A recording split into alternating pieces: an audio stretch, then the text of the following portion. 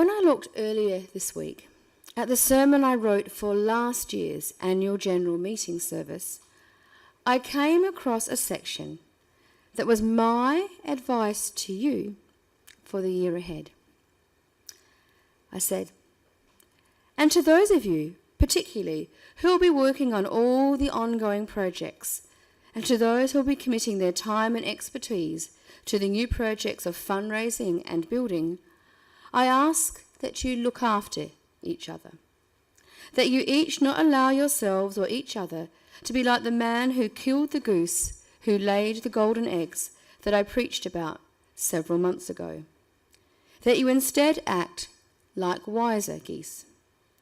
Have you ever seen geese fly? Geese fly in formation, in a V.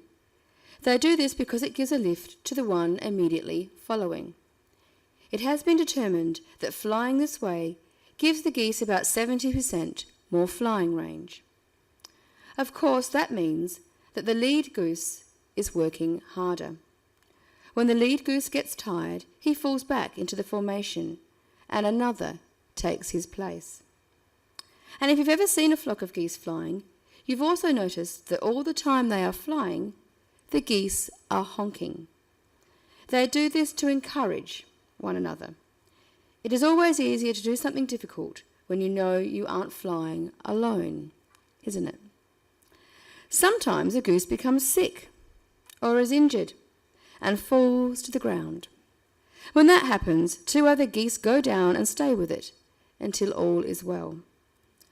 I ask that in the coming year we all work in formation, dropping back when we are tired and stepping up when another is tired, that we constantly encourage one another when enthusiasm is flagging, and that should someone need it, then at least two of us sit near and stay close.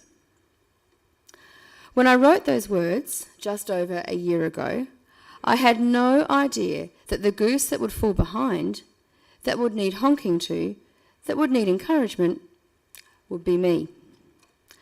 But that is how life is, I guess. It delivers the unexpected.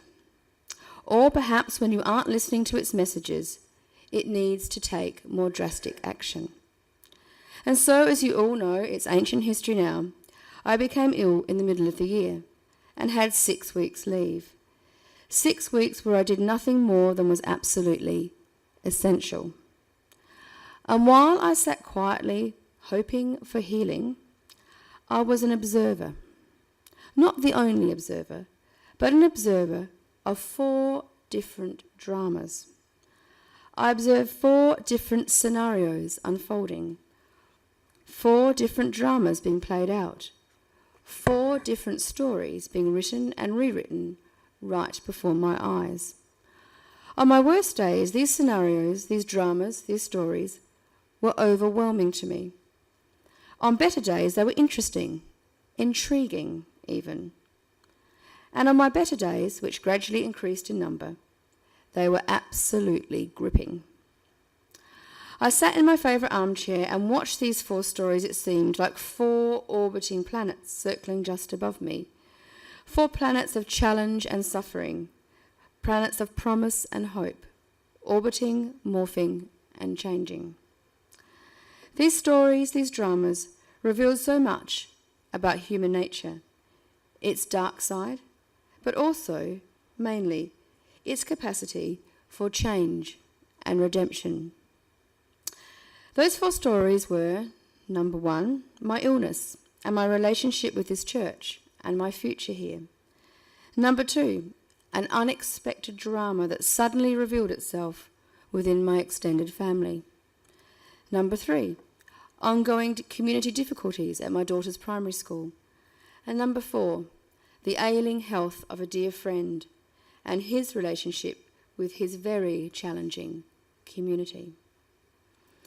As all of these stories unfolded, they took many twists and turns and went down many detours. And as I watched on, almost as a detached narrator over that 6-week period and beyond, it became obvious to me that there were 2 things that distinguished the quality of the stories that each community told. The presence or absence of 2 things determined which of those communities told stories that were characterised by grace and dignity, and which didn't.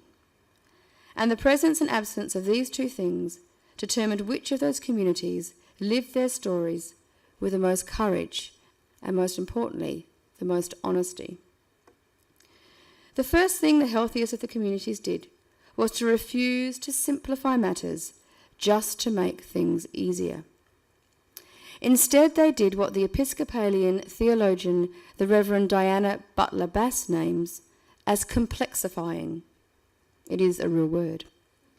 They understood that in any place of conflict, be that in a family, a school, a church, or within oneself, that the most important thing to do when working in a hot fight is to recognise that everybody wants to simplify the issues so that they have clear-cut reasons for destroying each other.